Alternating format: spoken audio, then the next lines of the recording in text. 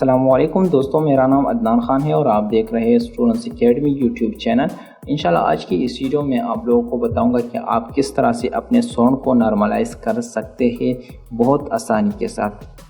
तो आज की इस वीडियो में हम यूज़ करेंगे एडोब ऑडिशन, जो कि एडोबी का एक सॉफ्टवेयर है। आप आसानी के साथ गूगल में सर्च करके डाउनलोड कर सकते हैं। अभी मैं जो सॉफ्टवेयर यूज़ करता हूँ वो है एडोब ऑडिशन CC 2015। आप ये भी डाउनलोड कर सकते हैं। आप इसके अलावा 2016, 17, 18, 19 कोई भी आप डाउनलोड कर सकते हैं।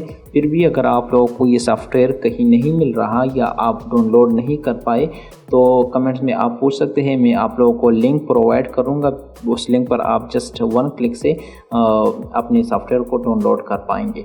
तो उस लिंक को उस सॉफ्टवेयर को डाउनलोड करने के बाद आपने इंस्टॉल करना है। इंस्टॉल करने के बाद जैसे ही आप एडोब ऑडिशन को ओपन कर देंगे तो कुछ इसी तरह का इंटरफेस आप लोगों के सामने अपीयर हो जाएगा। ठीक है, तो ये बहुत सिंपल इंटरफेस है।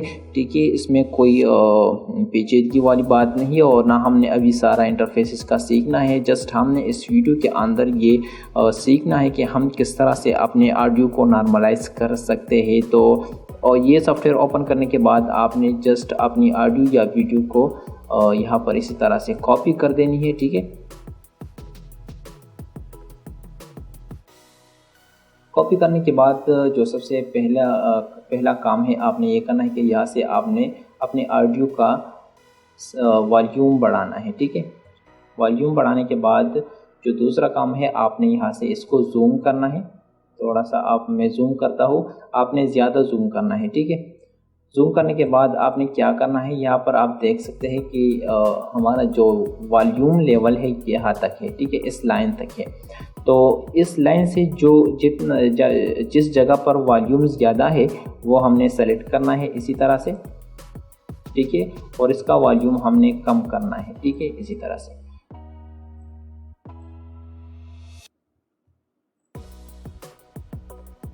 इस तरह से ये सेलेक्ट करना है और इसका वॉल्यूम कम करना है। ठीक है,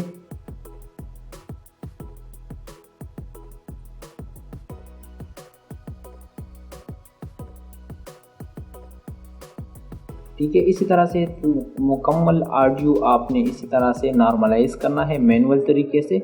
ठीक है, उसी के बाद आपने क्या करना है, जब मुकम्मल ऑडियो आप इसी तरह से नॉर्मलाइज करें, सेलेक्ट करें और सेलेक्ट करने के बाद यहाँ से आप मैनुअली वॉल्यूम इसका कम करें। ठीक है, इसी तरह से। ठीक है, तो मुकम्मल ऑडियो कंप्लीट होने के बाद आपने क्या करना है, फेवरेट्स में आना है। फेवरेट्स में आने के बाद आपने नॉर्मलाइज अप टू -3 dB ये सेलेक्ट करना है। ठीक है,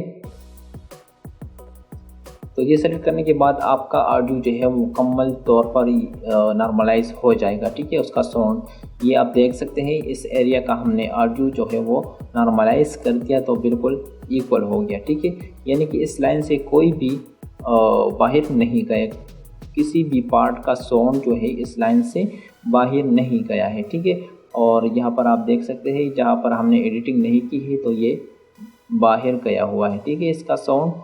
तो इसी तरह से आपने मुकम्मल ऑडियो को नॉर्मलाइज करना है मैनुअल तरीके से और फिर यहाँ से आपने ये वाला इफेक्ट अप्लाई करना है। ठीक है, नॉर्मलाइज अप टू -3 dB ये वाला आपने अप्लाई करना है। उसके बाद आपने जो है मज़ीद अगर जो एडिटिंग आप करना चाहते हैं तो वो भी कर सकते हैं।